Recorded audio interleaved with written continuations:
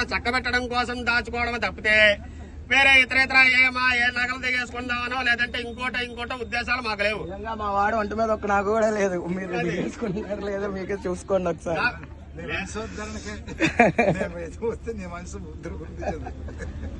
కాబట్టి మీరు అసలు మా పిల్లల్ని చక్కగా ఏలుకోగలనని మాకు నమ్మకం కొంచెం కలిగిస్తే చక్కగా మీరు ఎట్లా అయినా మాకు నమ్మకం కలిగేటట్టుగా మీరు చెయ్యాలి. ఎలా కలిగించాలో చెప్పాలి కదా, మనం ఎలా చెప్పామంటారు, ఎలా కలిగించాలి? పిల్లలు ఇచ్చిన తర్వాత శుభ్రంగా చూసుకుంటాను చెందుతాను అంటే పర్వాలే, లేదంటే అప్పులు పాలైపోయి మా అంటే వాళ్ళ ఆయన దగ్గర అప్పు తీసుకుని లేకపోతే ఎలా అప్పు తీసుకుని పెళ్లిళ్ళు చేస్తాం, లేదంటే ఆయన జీవితకాలం వడ్డీలు కడుతుంటే ఇంకా మీకు ఇన్ ఫ్యూచర్ మీకు తెలియనట్టుంది.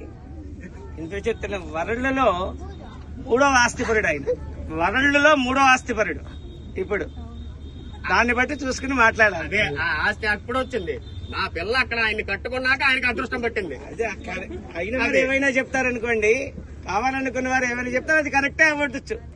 సరే అయితే బాగానే ఉంది. ఇంతకీ మీరు ఆల్రెడీ ఇది ఎందుకంటే ఓపెన్ అయిపోయారు కాబట్టి మేము కూడా ఓపెన్ అవుతున్నాం. ఎందుకంటే స్వామి అఖిలాండ కోటి బ్రహ్మాండ నాయకుడు, ఆది మధ్యాంతరహితుడు, ఆయన కలియుగోద్ధారణకని చెప్పని కలియుగాన్ని ఉద్ధరించడానికని చెప్పి పరమాత్మ వెంకటేశ్వరుడిగా అవతారాన్ని ఇచ్చి ఈ భూలోకంలో వెంకటాద్రి కొండపై వేయించేసి ఉన్నాడు. ఆయన అన్నగారైనటువంటి వరాహస్వామి దగ్గర అక్కడే ఉన్నారు. ఈ కలియుగంలో వెంకటేశ్వర స్వామి రావడానికి గల కారణం ఏమిటి అనంటే, పూర్వకాలం కృష్ణావతారాన్ని ఎత్తినప్పుడు ఆమె తల్లి అయినటువంటి దేవకీదేవి, అయ్యా నువ్వు జన్మించావే కానీ నీ యొక్క ఆనందాన్ని గాని సౌఖ్యాన్ని గాని నీ సుఖ సౌఖ్యాలు గాని నేను ఎప్పుడు చూడలేదు అని చెప్పి కోరిక మాత్రగా ఆవిడ యొక్క కోరిక తీర్చడానికి అని చెప్పి ఆవిడ కృష్ణావతారంలో ద్వాపరయుగంలో కలియుగంలో ఆవిడ ఒక్కడు మాతగా జన్మించడం, ఆవిడ దగ్గర ఈయన అక్కడికి వెళ్లి వెంకటేశ్వరుడిగా ఉండటం, శ్రీనివాసుడిగా అక్కడ ఉండటం, వరాహస్వామి దగ్గర స్థానాన్ని ఏర్పరచుకుని వరాహస్వామి దగ్గర ఉండటం అనేటువంటిది కార్యక్రమం జరిగింది. అటువంటి అఖిలాండ కోటి బ్రహ్మాండ నాయకుడు స్వామి అగణితానేక దివ్యావతార స్వరూపుడు.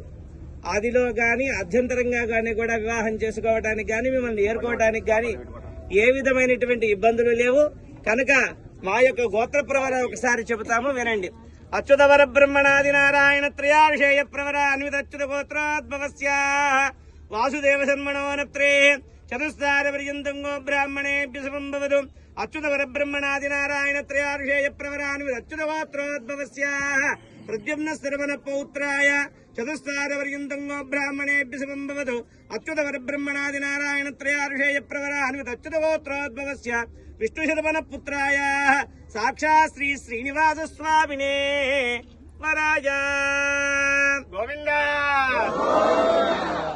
మీ యొక్క చతుస్సాగర పర్యంతంగో బ్రాహ్మణేభ్య శుభం భవతు.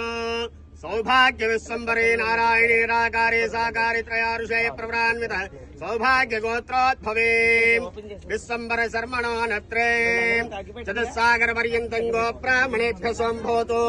సౌభాగ్య విశ్వంబరే నారాయణే నిరాకారే సాకారే త్రయారుషేయ ప్రవరాన్విత సౌభాగ్య గోత్రోద్భవే రత్నాకర శర్మణ పౌత్రే చతుస్సాగర పర్యంతంగో బ్రాహ్మణేభ్య శుభం భవతు. సౌభాగ్య విశ్వంబరే నారాయణి నిరాకారే సాకారే త్రయారుషేయ ప్రవరాన్విత సౌభాగ్య గోత్రోద్భవే శ్రీరార్ణవ శర్మణ పుత్రే చతుస్సాగర పర్యంతంగో బ్రాహ్మణేభ్య శుభం భవతు.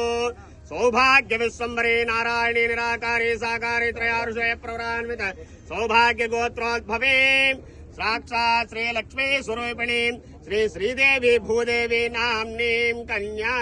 గోవిందా.